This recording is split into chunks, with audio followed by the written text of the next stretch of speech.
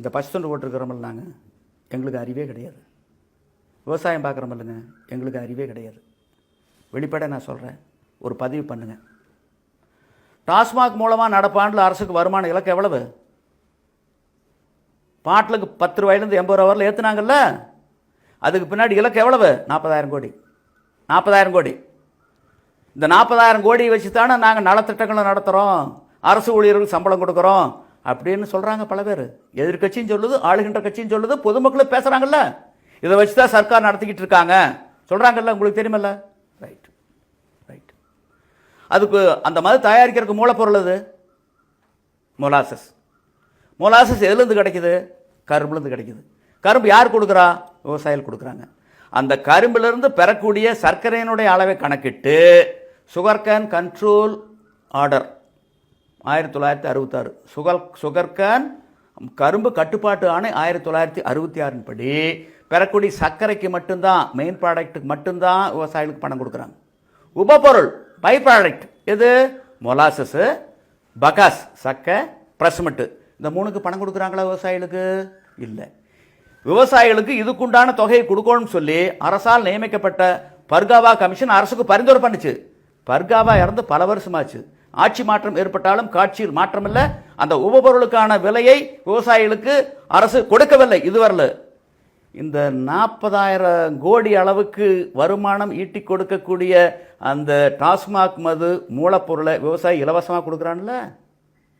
இலவசமாக தானே கொடுக்குறேன், இன்றைக்கும் கொடுத்துக்கிட்டு இருக்கிறேன். சரி, தனி பட்ஜெட் போட்டாங்கல்ல, விவசாய பட்ஜெட்டு எவ்வளவு? 23,000 கோடி.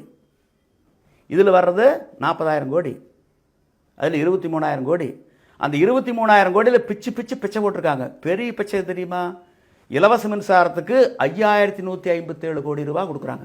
எதுக்கு? இலவச மின்சாரத்துக்கு 5,157 கோடி ரூபா. இலவச மின்சாரம் வேண்டாம், இதர சின்ன பிச்சைகள் வேண்டாம், அந்த 23,000 கோடி வேண்டாம், தூக்கி ஏறி அந்த 40,000 இந்த பிறகு தள்ளு. கேட்கக்கூடிய சக்தி எங்களுக்கு இருக்குதா? இல்லை ஏதாச்சும் விவசாய சங்க தலைவர்கள் நாங்கள் வாய் திறந்துருக்கிறோமா? எங்கள் வாயில் என்ன கொலக்கட்டை இருக்குதா இல்லை கொட்டாப்படி இருக்குதா? அப்புறம் நாங்களே அறியாமையோடு இருக்கும்போது விவசாயி எப்படி இருப்பாங்க?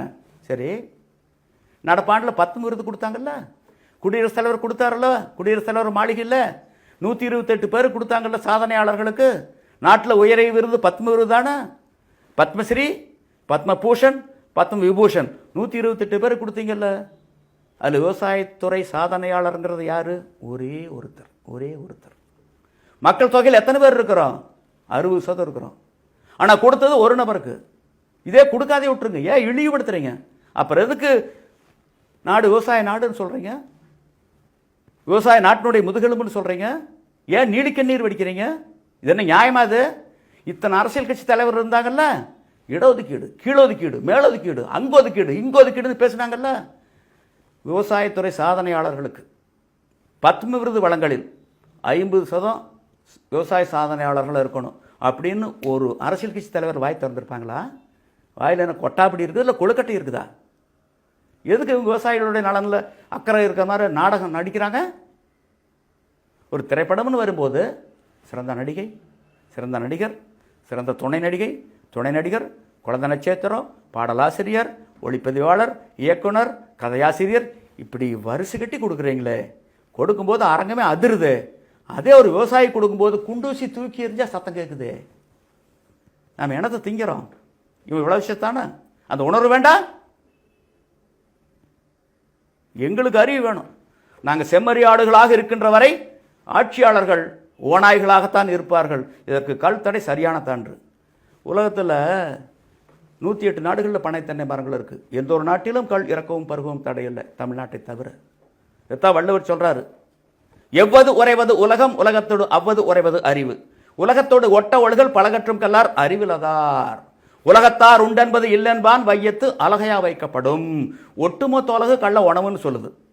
தமிழ்நாட்டில் மட்டும் ஆட்சியாளர்களும் சில அரசியல் கட்சி தலைவர்களும் இது உணவல்ல, இது போதைப் பொருள், இது மது என குறுக்குசால் ஓட்டுகின்றார்கள். இப்படி குறுக்குசால் ஓட்டுவோனை ஒருமையில் சொல்றாரு வள்ளுவர், உலக பேய் பட்டியலில் வைக்கப்பட வேண்டும். வள்ளுவருடைய